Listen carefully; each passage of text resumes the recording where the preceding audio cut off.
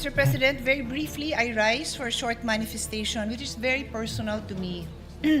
Our rules are very clear, and every member of this chamber is expected to observe decorum, respect, and fairness towards one another. This is the foundation of parliamentary democracy and collegiality in this institution. And this is what the public deserves, for us to act with respect towards one another. As public officials, we are also bound by the Code of Conduct for Public Officials. And our civil code also requires that everyone acts with justice, gives everyone his due, and observe honesty and good faith. I would like to believe that in my 20 years, almost 20 years in the Senate, I have conducted myself with respect towards my colleagues regardless of political differences. Mr. President, today, a public statement was made by our colleague, Senator Ping Lacson, which was also posted in his YouTube page, suggesting that my vehicle was used to assist Senator De La Rosa in entering the Senate premises, which I quote, "Ang pagkakaalam ko, at least silang dalawa lang mag-ate, Cayetanos, ang nakakaalam tungkol kay Bato na darating. Dahil ang pagkakaalam ko, nakasakay si Bato sa kotse ni Senator Pia." Before I proceed, welcome, Senator Bato. I am happy na nakapasok ka. Wala akong problema na nakarating ka. But Mr. President, I go back. Sinabi man niya na sa pagkakaalam niya, ang katanungan ko po, Mr. President, nag-abala ba kayo mag-double check? Bago niyo yan sinabi sa public. Because despite that qualification, the statement was publicly conveyed in a manner that created the impression that I was directly involved in facilitating Senator De La Rosa's entry into the Senate premises. Again, okay lang po sa akin na nakarating siya dito. Wala ho akong problema doon.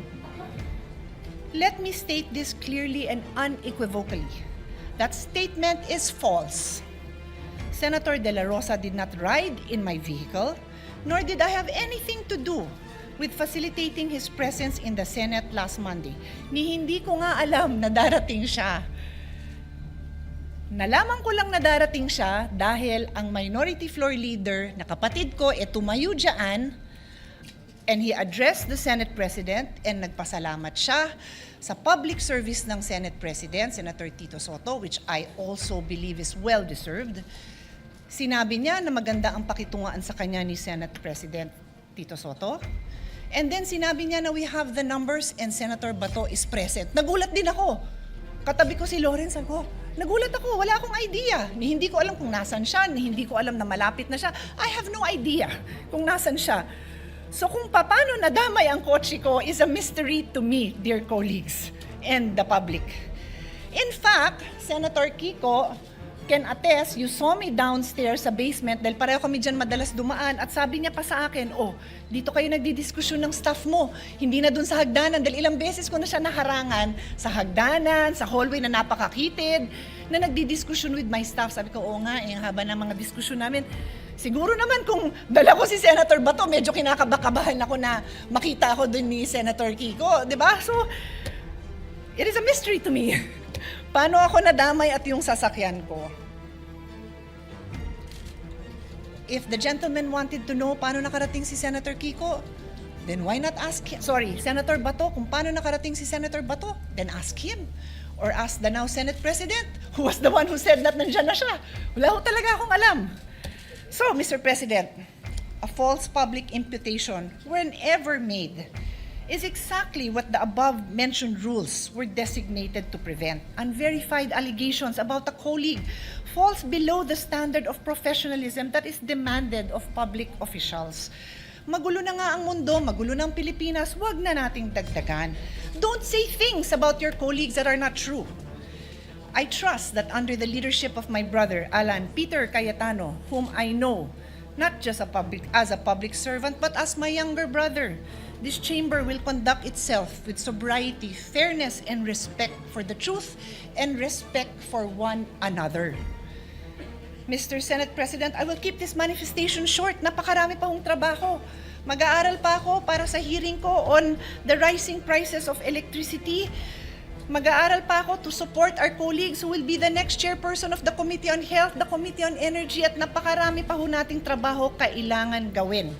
So I leave that as it is, and I hope that this will not be repeated again. Thank you.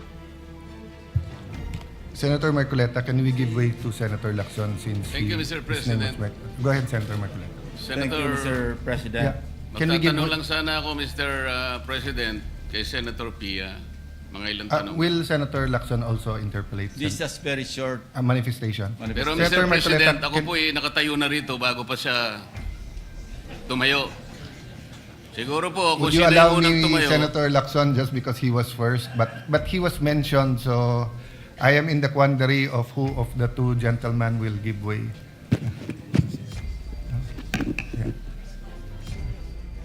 May I, Mr. President? Yeah.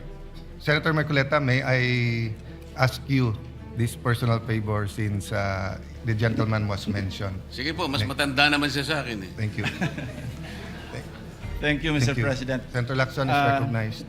I want to put it on record that I sincerely apologize to our distinguished colleague, Senator Pia Cayetano.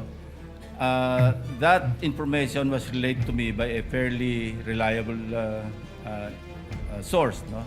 And if that was a mistake, then I sincerely apologize. I thought I made a public statement because I thought it was just a very not really a serious matter, but because maski saan sumakay si Senator Bato, as everybody would agree, it is of no moment. Sa amin siguro, kung malaman namin kay Senator Ligardo pa nakasakay, baka doon pa kami magkaroon ng issue. Pero maski kanino pa siyang nakasakay na sasakyan, lalo na from the majority, sa tingin ko wala naman pong problema, walang issue. Kaya parang isip ko, okay lang yung i-share ko yung information that I received from, ang sabi ko, from a fairly reliable source. Now, if it is false, then, or even if it is not false, then I sincerely apologize, Mr. President. Well, Senator Pia said that she will leave it at that, so I will not refer it to any committee. Senator Lacson apologized, you accepted. If I may just interject that it might seem innocent, Senator Lacson, but to those who are commenting, they think it's a crime, even because people got confused with the timeline, that when he got here, we didn't know there was an ICC warrant and everything. I told the media after my sister speaks, sa akin siya nakasakay, and I did not tell my sister, and I did not tell many of the members in the majority that he will attend. Ang sabi ko lang, please be there. Senator Marcoleta. Mr. President, tatanong ko lang po sana kay Sen Pia kung halimbawa po ako'y nakisakay sa kanyang sasakyan, siya po ba o ako'y nakagawa ng isang krimen dito sa ating bansa?